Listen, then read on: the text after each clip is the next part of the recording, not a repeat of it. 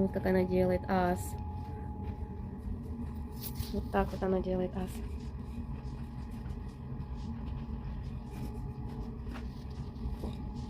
Зяня.